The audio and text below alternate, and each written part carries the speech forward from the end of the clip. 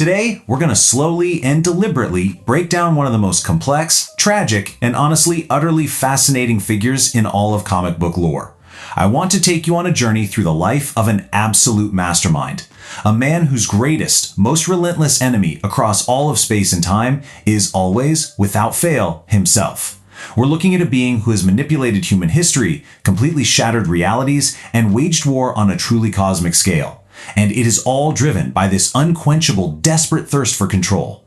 In this explainer, we are going to meticulously unpack his mind, his motives, and the absolutely devastating consequences of his temporal conquests. Because navigating time travel in alternate realities can easily turn into a chaotic mess. Here's exactly how we're going to map out this multiversal breakdown. 1. The origin of Kang Prime.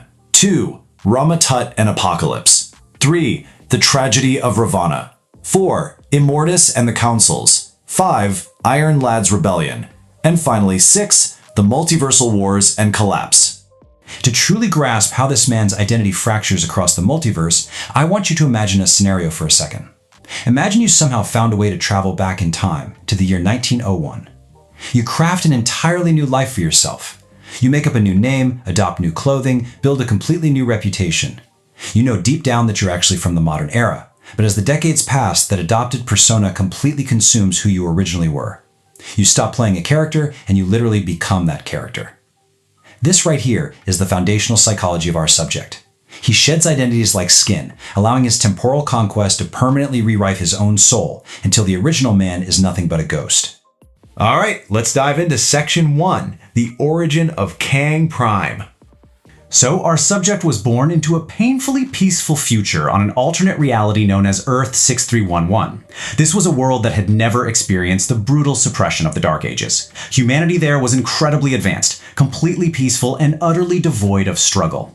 But while everyone else around him saw a perfect paradise, his mind, which was seemingly hardwired for conquest, saw only a suffocating prison.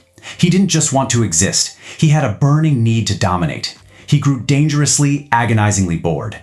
Craving the raw satisfaction of warfare and supremacy, he actually utilized his era's advanced technology to build its time machine, housed inside a massive sphinx. He launched himself into the ancient past to rule, but through a series of really chaotic temporal events, he miscalculated and accidentally trapped himself in the war-torn, incredibly violent 40th century.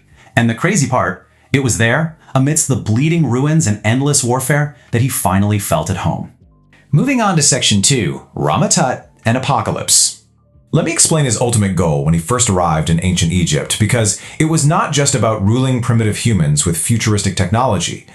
Most people would use a time machine to visit the pyramids or maybe see their ancestors. Not him.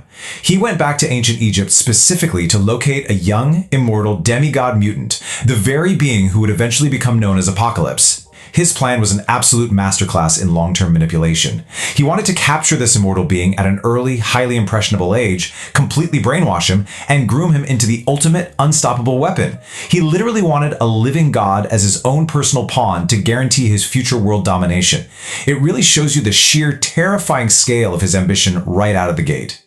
But before we move any further, we absolutely have to establish the rigid rules of his method of time travel. This isn't a simple closed-loop scenario like you see in a lot of sci-fi. Every single time he jumps into the past and alters an event, he shatters the timeline. He endlessly spawns dangerous, completely alternate realities, and because of this, he spawns infinite alternate versions of himself. Imagine an endless array of variants, each possessing the exact same genius and ruthless drive, but embarking on entirely different campaigns of conquest across the multiverse. He is literally a plague upon reality, replicating himself with every single decision he makes, spreading his empire like a virus across dimensions. Which brings us to Section 3, the tragedy of Ravana. Amidst all the warfare and cold calculation we've talked about, there is one deeply human variable that continuously breaks this conqueror's heart across all of space and time. Back in the 40th century, our subject had successfully conquered the Earth. He ruled with a brutal, uncompromising iron fist. Yet, in one of the subservient kingdoms, he met Princess Ravonna Renslayer, and he fell deeply, obsessively in love with her. In a desperate bid to win her affection and prove to her that he was more than just a bloodthirsty tyrant, he did the absolute unthinkable for a man like him. When he had his greatest enemies completely at his mercy, he chose to spare them. He made a rare, fatal show of compassion, entirely just to impress her. But here's the thing about the brutal logic of his empire. mercy is indistinguishable from weakness. That singular moment of compassion completely disgusted his own top military commander, General Baltag, which sparked a massive, violent armed rebellion. The uprising pushed our conqueror to the absolute brink, and in the chaos of the final battle, a lethal blast was fired directly at him. But Ravana, having finally realized the genuine depth of his devotion, threw herself in front of the energy beam, sacrificing her own life to save his. He was forced to place the love of his life in suspended animation, leaving her trapped endlessly between life and death. The one single time he tried to show a shred of humanity, it cost him the only human he ever truly loved. It's a massive turning point that irreparably hardens his soul forever. And we see the consequences of that hardened soul later on. During an epic cosmic wager known as the Game of Galaxies, a vastly powerful entity known as the Grandmaster offered our conqueror the literal power over life and death itself, provided he could win a tournament using chosen champions. He fought viciously, managing to secure a partial victory. And because it was only partial, he was granted a single choice. He could either use the power to finally resurrect his beloved Ravonna, or he could use it to instantly execute his greatest superhero enemies. Blinded by overwhelming pride, absolute hatred, and an ego that just could not accept defeat, he chose vengeance. Let that sink in. He chose to kill his enemies over saving his love. He failed in the end, of course, losing absolutely everything, permanently sealing his own tragic fate, and proving once and for all that his ego will always eclipse his heart. Now let's look at Section 4, Immortus and the Variant Councils.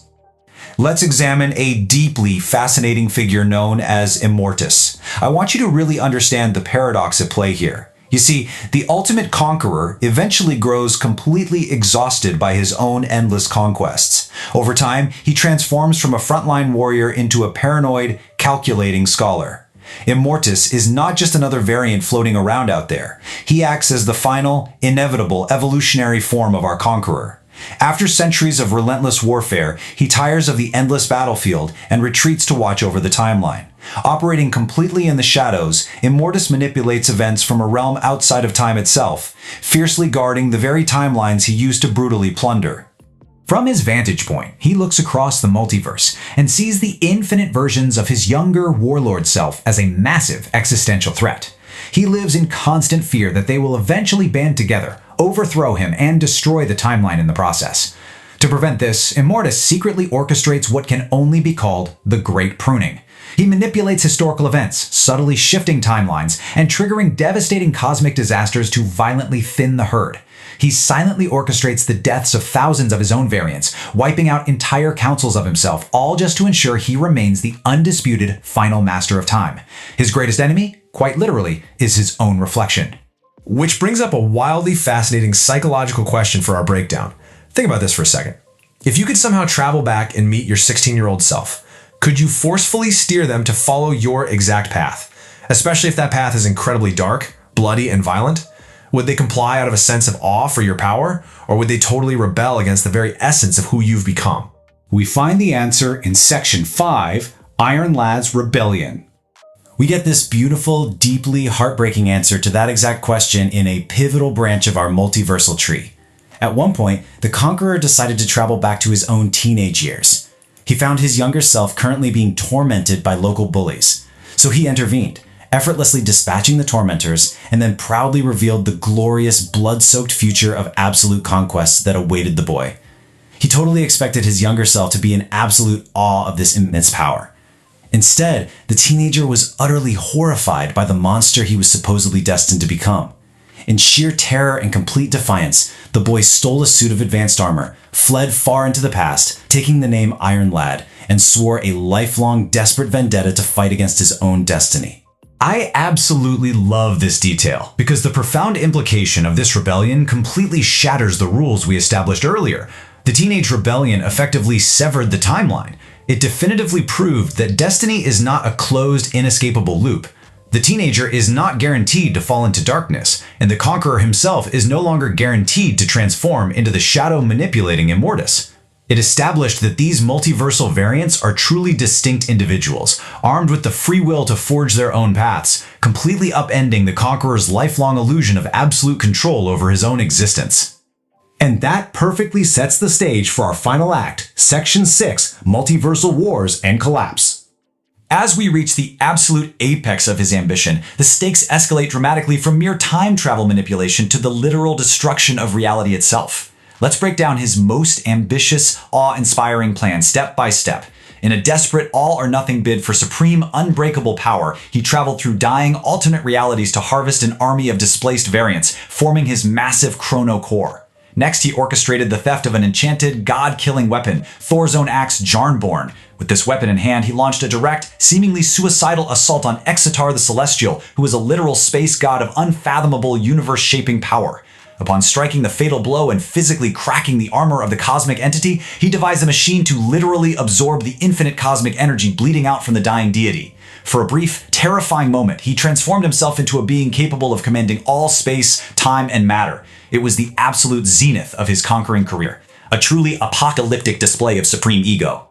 Yet for all of that unimaginable ambition, it ultimately amounted to absolutely nothing. In a spectacular cosmic event, the entire multiverse began to organically collapse through a series of planetary incursions. Reality was quite literally dying, decaying on a microscopic scale. And in the face of this inevitable end, a profoundly depressing scene played out at the literal end of time. The Conqueror, his older self Immortus, and his younger rebellious self Ironlad, three beings who absolutely despised one another, were forced into this unholy alliance. They sat together at the end of everything, desperately trying to trap a common enemy who was actually trying to save reality. They were sitting there fully realizing that all their wars, their massive pruning, their grand cosmic absorptions, and their rebellions were entirely powerless to stop the screen from going black. As the universe slowly dies around him, as every single timeline he ever fought for turns to dust and ash, we are left to ponder this final devastating question. All his futuristic armor, all his infinite armies spanning the multiverse, and all his strategic brilliance couldn't save him from the endless void. What exactly is a conqueror when there is absolutely nothing left to conquer? It's a chilling, monumental reminder of the ultimate futility of his lifelong quest for absolute control, and I will leave you to reflect on that.